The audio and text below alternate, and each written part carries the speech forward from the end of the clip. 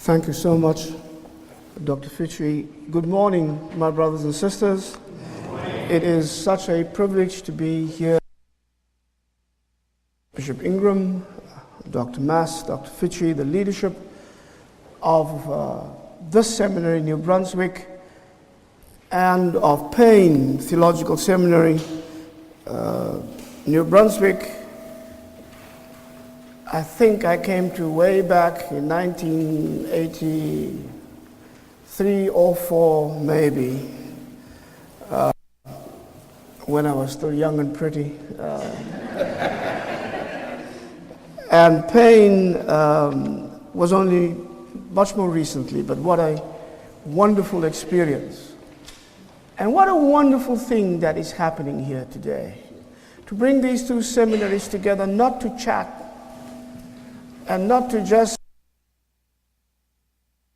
oh, this might have been, oh, that might have been, but to say, never mind what might have been, what is it what we can do together today that can make a difference in the life of the church, and therefore of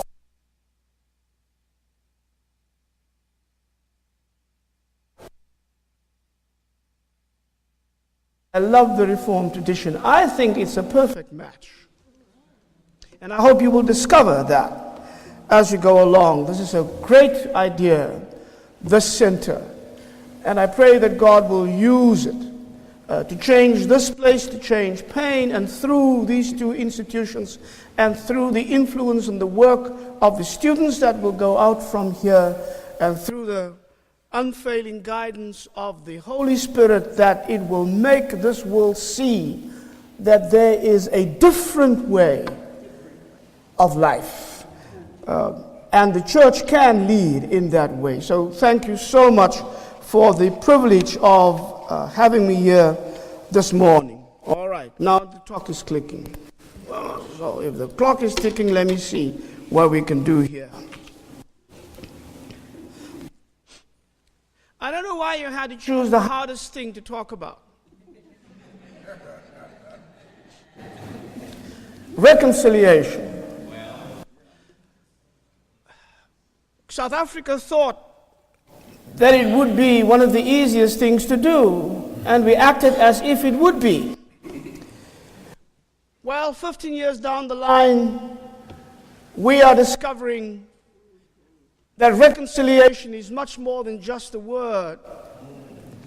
It is not a magic wand that will make all the pain and the suffering and the difficulties go away. It is not a tool that emerges out of clever political negotiations. It is not something that can be fashioned because magic is at work. Mandela is there, almost an angel of God sent to us for these times. And de Klerk is there, a white man who has finally seen the light. He's got to work, we thought. Well, the first difficulty is not that you bring reconciliation and politics together. The difficulty is, if reconciliation is what it is, and if we realize that reconciliation is born within the understanding of faith, it's not a bookkeeping word. That came only yesterday.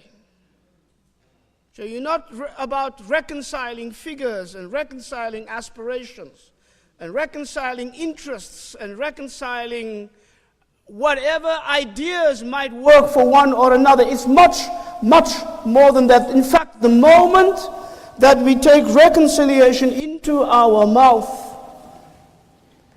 and make it applicable to a political situation and ask what the impact would be on a political process, on socio-economic realities, on the realization of justice when reconciliation is brought into being, that becomes a challenge. Christians know at least that the tough thing about reconciliation is that it is if you're a Christian, unavoidable. We have no options. When the Bible talks about Christian life and about reconciliation, it does not say, well, okay, here are your choices. It simply says you have been given a ministry of reconciliation. It simply says you are an ambassador for Christ for reconciliation. It simply says God has reconciled the world with God's self.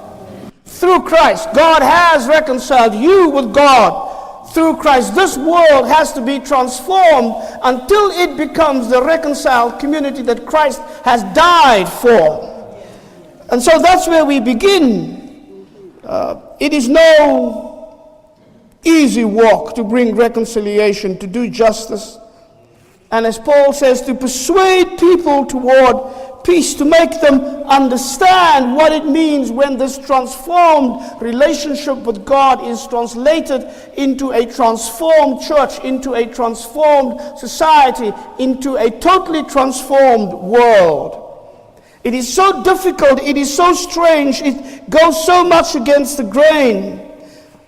For some people it sounds so unrealistic, so out of touch with reality, so out of sync with what the world really wants and with what powers are comfortable with and what those who bow down to powers are comfortable with.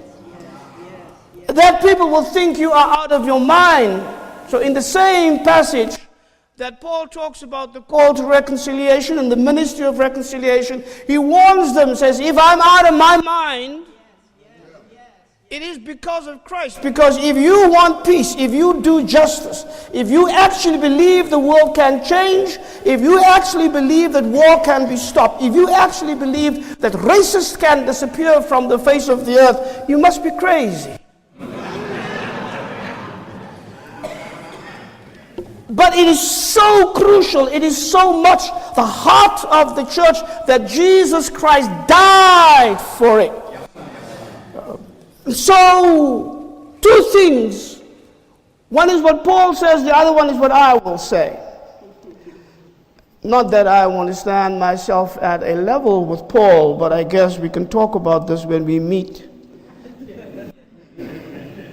So Paul says, because Christ died for it, and we now know how important it is, we have to live for Christ and for the things that Christ died for. The other thing is, if we enter into this challenge toward reconciliation, for which Christ died, did we actually think that we would get away with less than that? Christ would die, but we would be all right. Christ died, but our life will not be touched. Christ died, but my privileges will remain. Christ died, but my power relationship will not change.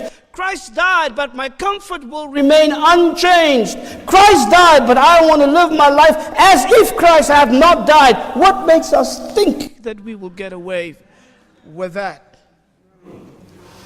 So that's the first thing that we need to understand about reconciliation. It's inescapability. It is not possible to be a Christian and not be in the ministry of reconciliation. The world may have choices, we don't. That's the first thing. The second thing, because Christ died for it, reconciliation is costly. And as we talk about what we discovered in South Africa, we will discover how costly reconciliation is, and we will also discover how high the price of a cheap reconciliation can be.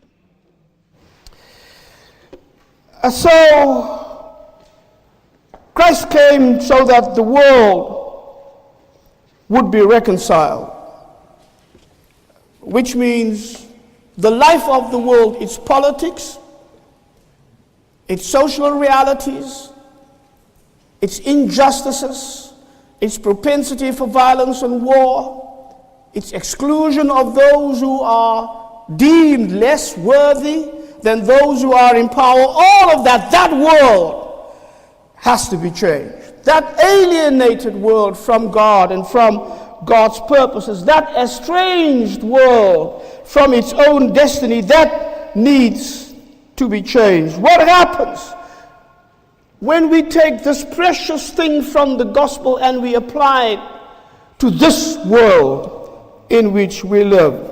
Well, in some ways, it is explosive. In other ways, it is less. Now, in 1992, or around there, when we were in the African National Congress discussing the way forward, talking about a truth commission for South Africa, what would that mean?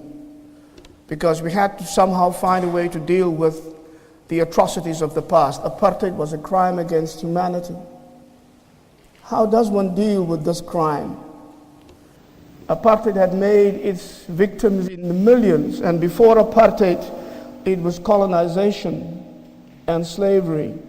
And through it all, it was dehumanization and genocide and dispossession. How does one deal with that past?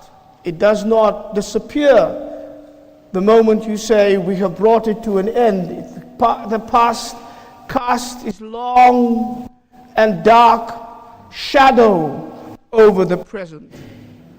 It will not do to act as if it never existed, because then its realities will haunt you and will make your life in the future impossible. So we were talking about that. But what do you say about the past if you cannot speak the truth about your past? And so while we were talking about the establishment of a truth commission, there was a phone call for Mr. Mandela. He went out and he came back, and on the other end of the line was Mr. F.W. de Klerk. And he said, Mr. de Klerk has a proposal that he wants to make. He says, well, we're talking about a truth commission, but maybe that is not the right thing to do. We should talk about a truth and reconciliation commission. It sounded good because, that's the way forward.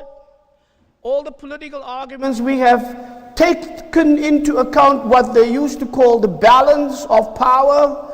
Well, you have white power on the one hand that can continue this war against the people for 10 more years, but what would the consequences be? You have the power of the people who were by that time clearly making up their mind that we will not stop this internal struggle until and unless we have our freedom. And so what to do? So how do you get out of this conundrum? Well, let's talk not truth, the clerk says, but reconciliation. In this struggle that has been going on for over 3 centuries, much has happened, many atrocities, he says. If you only deal with the harshness of the truth of what had happened, we will never get a way forward. So we need to alleviate that with something. We have to manage it with something. And they thought that to manage it with reconciliation and alleviate it with reconciliation was a good thing. Well, it would have helped because the National Party had much to hide. And the ANC had much to hide. What they did in the camps with their own people. Those were all uncomfortable truths. And so the two groups decided it would serve us both well if we would say, okay, here is some truth, but the moment you hear the truth, you have to say, reconcile. De Klerk knew, of course, South Africa's people better than the ANC, who had been in exile for 30 years. And he understood better than the African National Congress leadership the role that faith played in our struggle. He understood better that we did not go into that struggle for some vague thing called democracy, but that we went into that struggle because we believed in the God of justice, and that we believed that the God who freed the people of Israel from slavery would free our people from slavery and from apartheid, and that we were inspired by this faith. We knew that if Jesus died on the cross, paid such a price, we heard St. Paul say, paid such a price, you shall not be slave to anybody on earth. That we understood. But also Mr. de Klerk knew that because we were a people that took our faith so seriously, that when you do talk about reconciliation, we will take that seriously as well. And he thought when black people hear reconciliation, oh well, they think Jesus, they think gospel, they think forgiveness, they think love. That's all good, right? It'll put the truth in a different context. We'll have some new perspective on this. Well, that's what he did.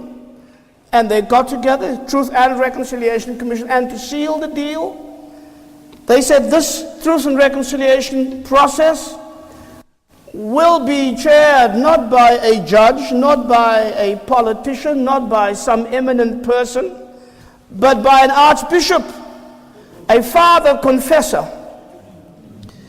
And Archbishop Desmond Tutu indeed turned much of the Truth and Reconciliation Commission into a Christian ritual. From the lighting of candles to the opening with prayers in the name of Jesus, to asking people to forgive in the name of Jesus, even when there was no desire for forgiveness on the side of the perpetrators of the crimes. Well, some of us try to raise a bit of a warning. Because the people believe in this God of justice, because the people waged their struggle inspired by their faith in Jesus Christ, because the people understood the gospel not just to be a book that inspires, but a book that explodes in your life and in your heart and in society.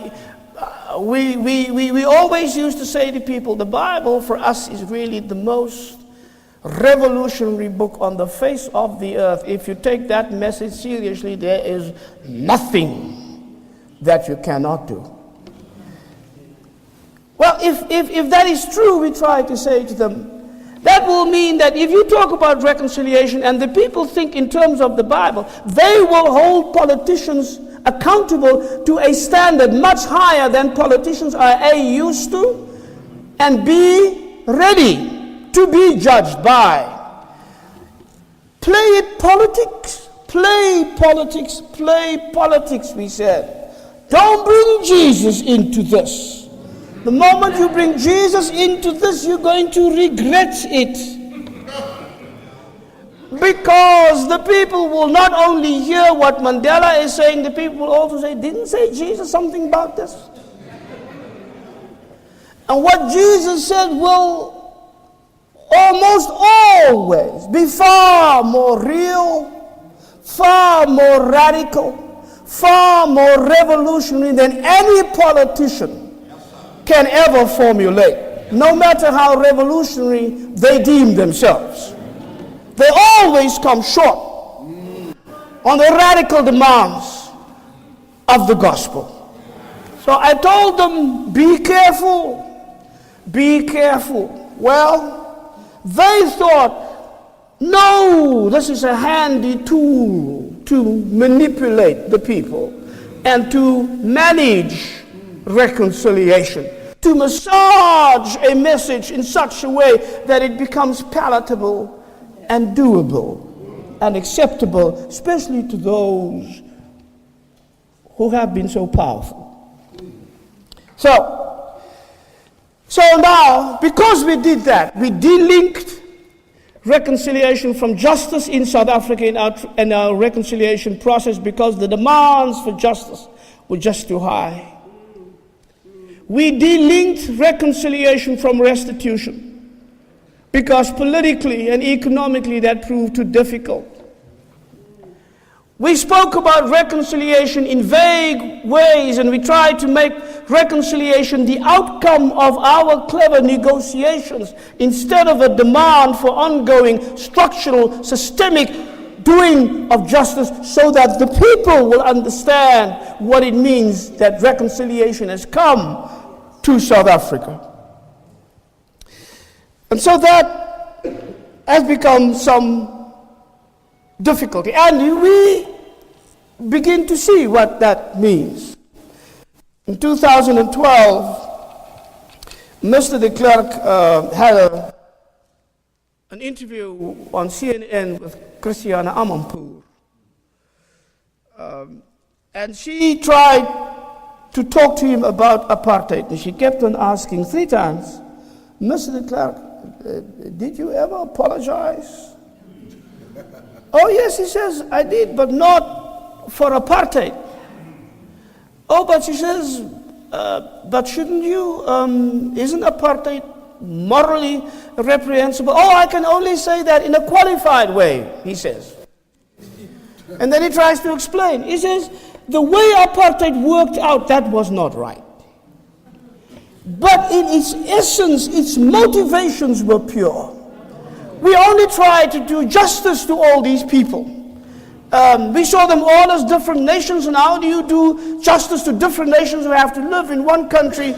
And that's what apartheid wanted to do. Well, the difficulty is, he says, white people became too greedy. They wanted too much money and they wanted too much land.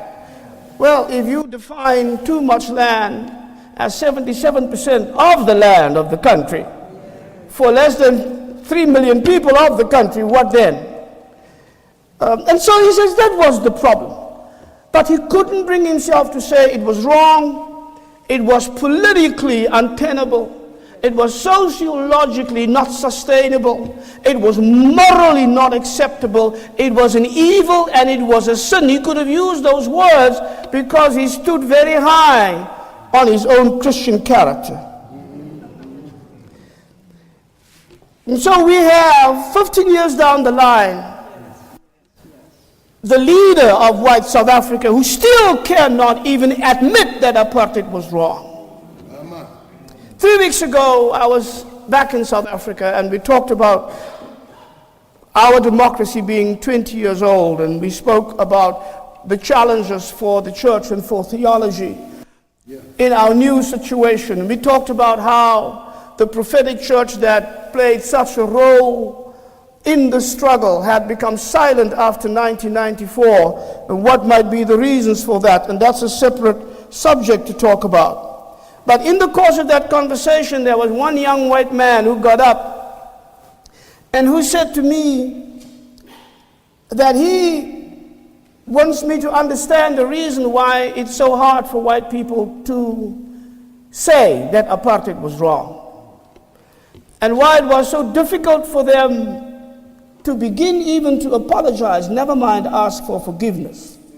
So apology is one thing. It's the easy part. Right. Asking for forgiveness is the hard part. And he said, you got to understand why they're not responding. Because somebody has said how white people are not responding. We're stretching out the hand, we're stretching out our hand, they're not taking it, they're slapping it away. There has been no fundamental change, really, in their attitudes. What shall we do? He said, you need to understand that all of this is because white people are still in a state of trauma. So I said, what trauma?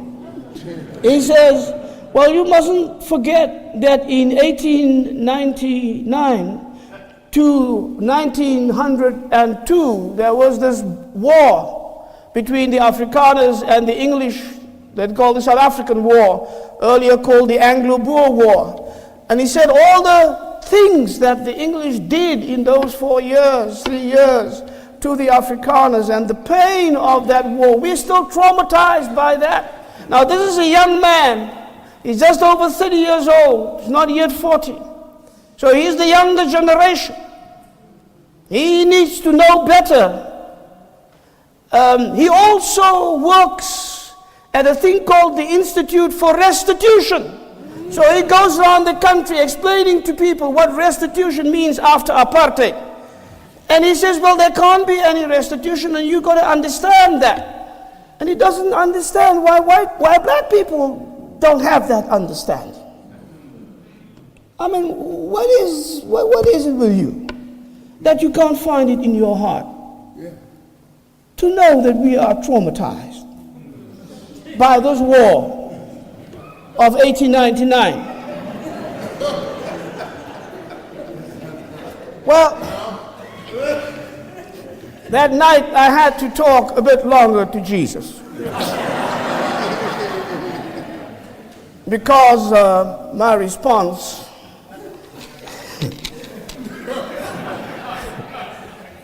was a bit unmild.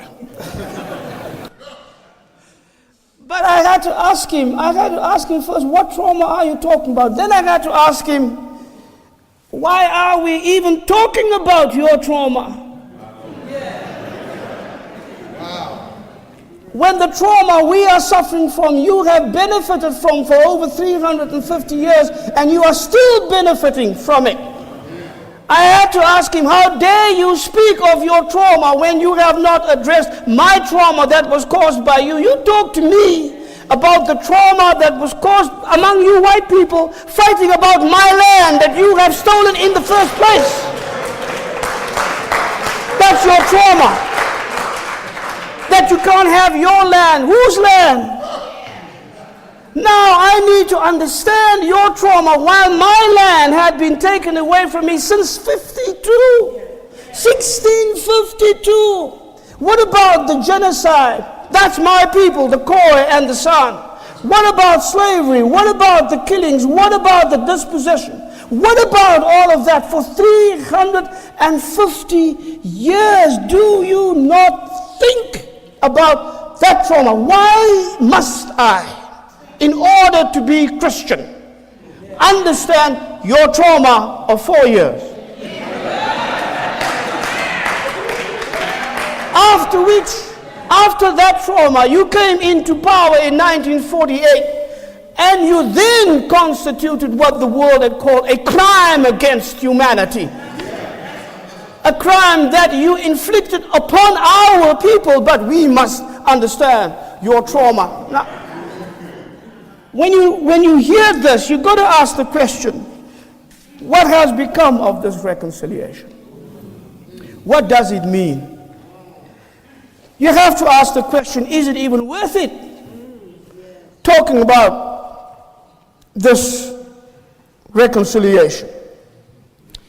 Well, we have discovered a few problems. One, we have sought to delink reconciliation from justice.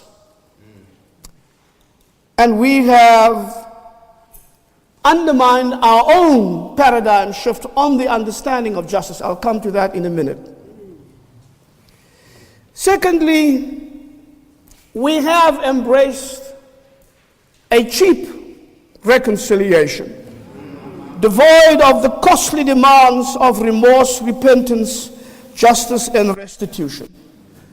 We have devised a reconciliation and molded it and reshaped it until it became pliable enough to be acceptable by those in power without touching their power, by those with privileges without touching their privileges. And then we call that reconciliation. Third, we began by setting the bar very high, by linking our truth-seeking exercise to a gospel reality called reconciliation. Turn the process into a Christian paradigm, and then we retreated by making it an equation with political negotiations, because the Christian understanding of reconciliation opens up to an interpretation that is too radical for politics, with far-reaching social and political consequences. So now we are facing a dilemma. What is this reconciliation that we are talking about? Well, there are things that we should have done differently. We have not dealt with our past as honestly as we should have. We have buried the ghost, my wife used to say, of racism and narrow ethnocentrism in graves so shallow and so close to home that at the slightest provocation they rise up to haunt us again. We made the mistake by severing justice from reconciliation. We were not courageous enough to take reconciliation to its full public and vivid and concrete conclusions. We wanted reconciliation to be sugar-coated with the gospel. We did not want reconciliation to be infused by the gospel. And so today, South Africa is one of the most unequal societies on earth. We have made an elite pact with the old white rich establishment and with the new black political aristocracy, so that the top 1% of the blacks are now joined with the old white wealthy elites. And that top elite class take for themselves 75% of our GDP, all of the income of the country, and the poorest, over 56% of our people, mostly black, only 2% are considered poor who are white. They get less than 8% of the total income of the country. Think of what that means in terms of education. Think of what that means in terms of housing. Think of what that means in terms of services where people live. Think in what terms that mean for opportunities. Think of the generational injustice that is continued for the children of the victims of 350 years of slavery and apartheid and colonization and genocide. One economist talks of the living conditions of the poor in South Africa as a war zone for them every single day. The impact of HIV and AIDS is difficult to determine, but perhaps we can form an idea if we look at what happened. The life expectancy of South Africans fell from 60 years in 1994 to less than 50 years in 2014. There is a difficulty with our reconciliation process. Every week, the people from the townships are clashing with police in the streets because they demonstrate against the way they are being treated, against the way they are being ignored, against the way that their impoverishment continues, and there is no end in sight. Whilst on the side of corruption, of government, there is ongoing corruption, there is an unreal enrichment of people in the shortest possible time. And that's because we made choices that excluded the dignity of the poor. Choices that excluded a future for their children. And so when you bring together the gospel and faith and struggle in reconciliation versus reconciliation as negotiations and a mere religious ritual, what is it that is the result of all of that? And people need to understand what I'm talking about here. Remember that apartheid was one of two systems in the 20th century that had been declared a crime against humanity. The other was Nazism in Germany. How did the world deal with that Nazi crime against humanity? Well, after the World War, they instituted the Nuremberg trials, because that's how you deal with crimes against humanity. And you put people on trial and you determine their guilt as much as you can. And some of them you kill, some of them you put in prison for life, other ways of punishment. But you exact something from them. You exercise justice. And for that purpose, justice is retribution. Justice is revenge against you for what you have done. And this is how people in this country speak of justice. Justice as revenge and justice as retribution. If you do something to me, I'm not only going to get you, I'm going to get you and your mama and your children. That's how I see people deal with justice here. So it would have been the most natural thing in the world for black South Africans to say, we want to deal with this crime against humanity in the way that you deal with your crimes. Well, we did not do that.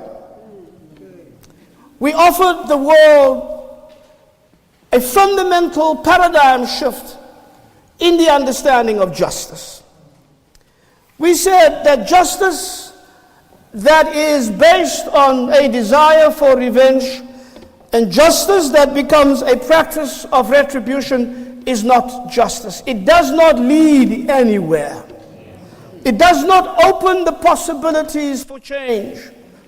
It does not make transformation really possible. It closes off all possibilities for change, especially if you talk about killing people. Once you kill that person can no longer be converted to any other point of view than the point of view he died with. What is the human value of that? And so we talked about this paradigm shift. At the end of that struggle, in Nuremberg, let me say, they worked on what they call not just justice as retribution, but they said it has to be that because we are talking about victors' justice. Those who won this battle have the right to determine the terms of how you settle the past. But not only victors' justice, the moral equivalent of victors' justice, because we won the battle, we determine the terms of justice. The moral equivalent of that is victims' justice. So that you say, what I do is not for my own gratification. It isn't to make me feel good and look great and powerful. It is because I am taking revenge on behalf of those victims who are now voiceless, who are now dead. And so it's not just victors' justice, it is victims' justice. Well, Black South Africans say, if we are talking reconciliation, if we are talking shaping a new future together, if we are talking a transformed society, if we are talking about a fundamentally changed South Africa, we've got to talk about a different form of justice. And so instead of victors' justice, and instead of victims' justice, we did win this war. People who always talk about South Africa will tell you, especially if they do political calculations, that what brought us to the negotiating table was the realization that there was, as I said, the balance of forces. The white government could no longer continue with its oppression, and the ANC could no longer continue with its war. Well, this is how I see the truth of it. The African National Congress, with its military wing, Umkhonto we Sizwe, were brave people. I have no doubt. Their motivation may have been the purest on earth. I have no doubt. I will give them that. But they stood no chance against the best trained and the best equipped army on the continent of Africa. They stood no chance against a government that had control of a nuclear bomb, that it got through the mediation of Israel and the United States. They had no chance because they could not fight a guerrilla war. There are no woods and bushes. Where is the bush that we could retreat to after we had our surgical strikes? And they talked this war since 1961. You must bring me the names of 10 white people who got killed by ANC operatives. And I'll tell you that's many. That's the reality of it. The ANC engaged in a war, and it may have been, the white said it was incompetent, but it may have been something else. Maybe we were not as fit for war as we thought. Maybe we were not ruthless enough for war. You got to have something in you to go kill folks on a daily basis, year after year, and have 13 years of unending war and still think you're great. I mean, what would we have done, Bishop, if we were serious with this war? Not a white household that could live without a black domestic servant. Just think about just this one thing.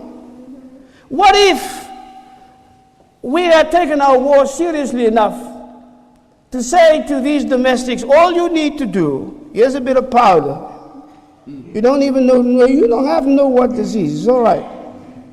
When you make the soup, all you need to do, just stir it in there. You don't even have to look.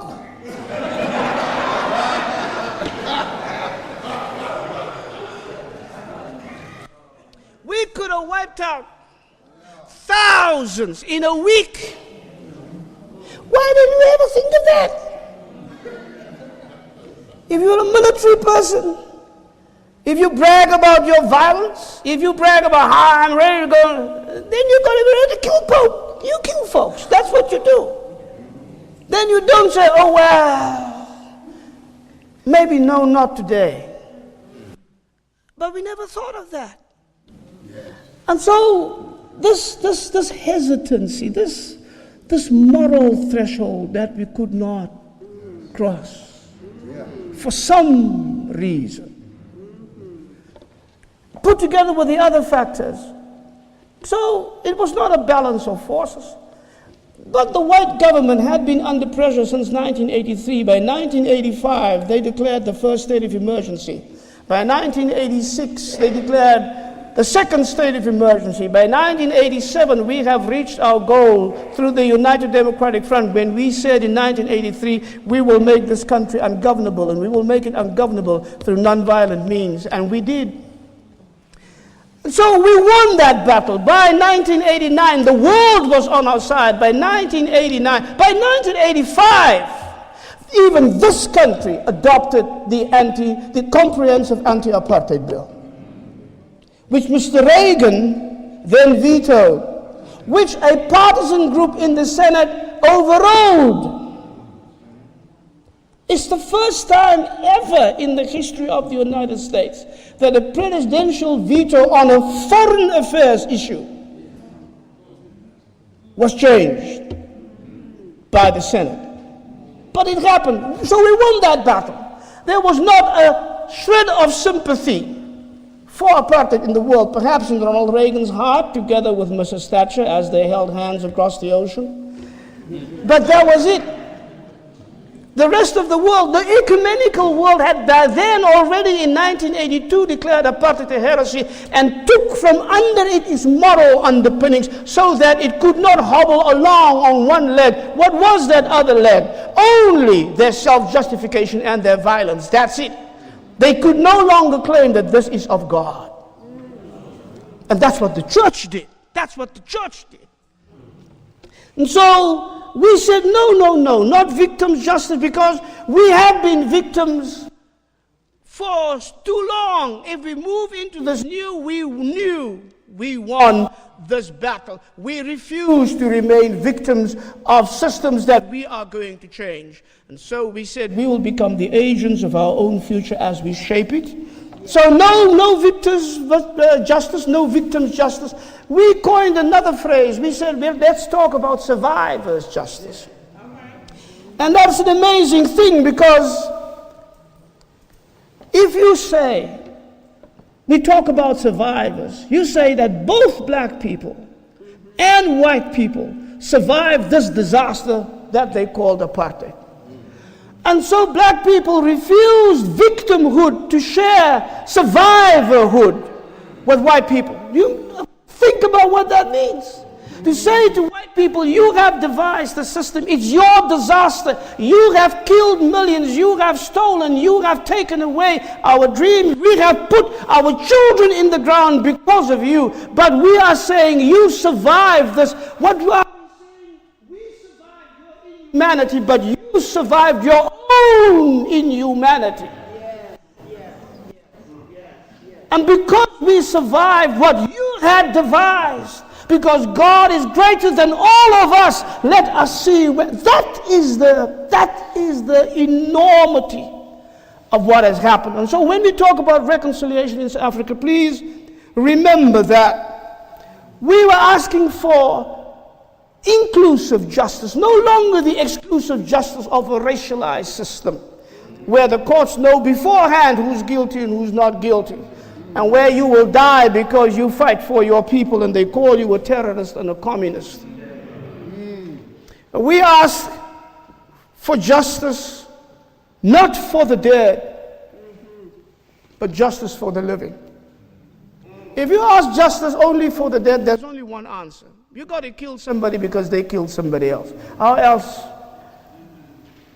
And you don't know what the dead would say, so you speak on their behalf.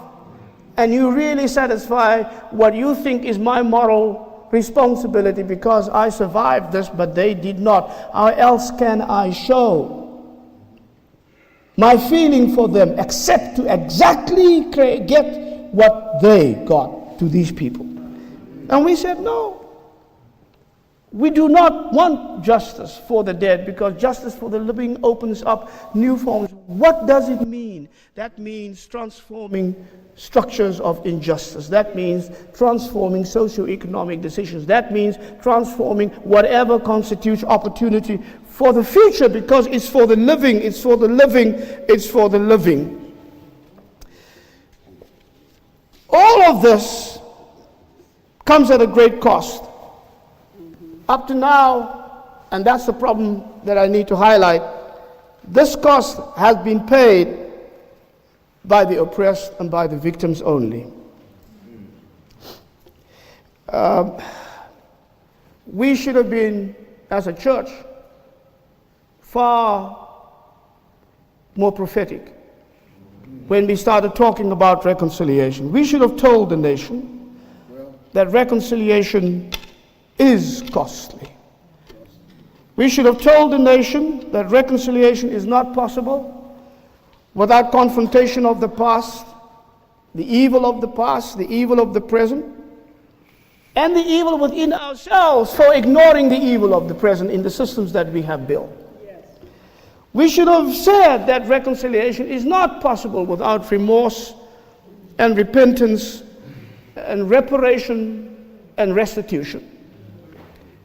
The reparations that the TRC had proposed were small. Sum of money that some businesses should put into a fund. And even though that would have helped, I think that is far from just. Restitution is what we are talking about. Restitution means that I give back, I restore what I have taken away from you, beginning with land and dignity and opportunity. And so that's a much more radical concept that we need to talk about. If reconciliation is not possible without remorse, what did we do in the amnesty hearings? When we said the law that brought the amnesty process into the TRC demanded only that when a story is told, when a crime is reported to the Amnesty Commission, and the criminal has come to us for amnesty, the only thing that was necessary was for the perpetrator to say, it is true. Doesn't have to say, I apologize. Doesn't have to ask for forgiveness. It was in the process because we have turned it into a Christian process that the Archbishop then at that point would say to people, he has said that this is true. Will you now forgive him? And so, thank you. And so it was the difficult situation of those of us who were sitting there listening to all of this and to hear the stories of torture and of imprisonment and of killing, and to wait for the person to say, will you please forgive me, and it never happens. And then to be called upon, because of your faith in Jesus, to say, but you know, Jesus forgave those from the cross even though they never asked for forgiveness, you should too. How hard is that? The only response to that would not just have to be to say, forgive me, but to understand what forgiveness means and to take that forgiveness to the reciprocity of justice, because we did not as clearly as we should, as prophetically, as insistently as we should, said to the nation that forgiveness is a word that trips off the tongue, especially with Christians. We use it too easily. We use it endlessly. But we don't say and make clear that forgiveness is always the prerogative of the victim. It is never the right of the perpetrator. We need to say that forgiveness is always a gift. It cannot be claimed. We needed to say clearly, more clearly than we did, that there are things that might be forgivable, but they are inexcusable. And that only through the grace of God does the inexcusable become forgivable. We needed to say that without the reciprocity of justice, forgiveness becomes, in the words of a pastor in one of the African independent churches that talked to me in Bloemfontein in the Free State, it becomes a forgiveness that kills. We needed to say clearly that reconciliation, unless it is real and unless it is radical and unless it is revolutionary and not a cover for political pietism or for the continuation of injustice, it is not reconciliation at all. We have to say that reconciliation means the radical transformation of the person and of society and of the world. We have to say that reconciliation means that justice becomes the restoration of human dignity and the restoration of hope. If you don't do that, is it even worth it to ask that question? Well, just one more word. I think the fundamental righteousness of South Africa's decision to choose against violence and for reconciliation is right. I think the decision is right to choose against exclusion and for inclusion. I think that's right. I think it's right to choose for peace instead of war. A fundamental choice to transform our understanding of justice is absolutely right. That was not a mistake. We should not regret that. To have forgiveness instead of retribution, that was right. We should not regret that. To have justice for the living instead of revenge for the dead, that was right. We should not regret that. It is worth it to take those values and to build a society on it. But then South Africans will have to respond seriously to the call for fundamental justice as the only worthy response to the magnanimity of forgiveness and reconciliation that this process presents. And how much we are tempted to ask, looking at the situation now, whether it is indeed worth it. Let me end with advice from a pastor from Denmark who stood as one of the resistors against Hitler in Denmark during the war. And he was a prophet. And he gave such clear testimony that his own church authorities had banned him from preaching. So they said, "You will not go on the pulpit anymore." And he said, "That's fine." And so he says, "I will not go on the pulpit. There's a lectern in front there. I'll stand at the lectern and I'll speak, because you can take away my license for preaching, but you cannot take away my calling from God."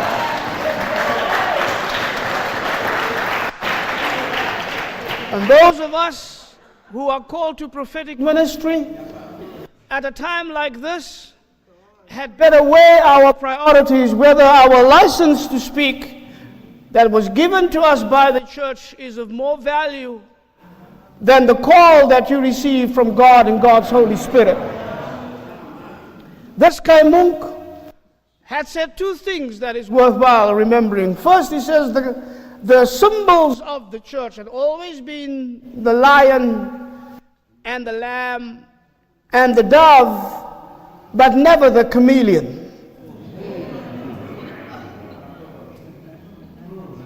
Think about it. The second thing he said was, if you fight for justice and for things that are worthwhile in the church and in society and in the world, you must never ask the question whether it is worth it. Because the moment you ask whether it is worth it, it is the devil who wins. My plea to you today, as you begin the work of the center, don't ask whether it is worth it. Don't ask whether fighting for justice is worth it. Don't ask whether standing up to the powers is worth it. Don't ask whether your life is worth it. It is all of it. It is worth it, because you're not the first to do this. Christ has walked this road before. Don't give the devil this victory. Don't give the devil this victory.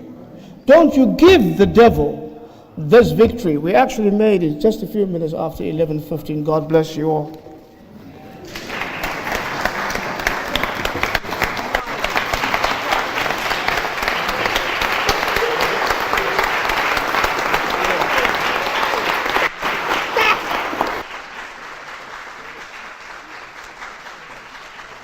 Good.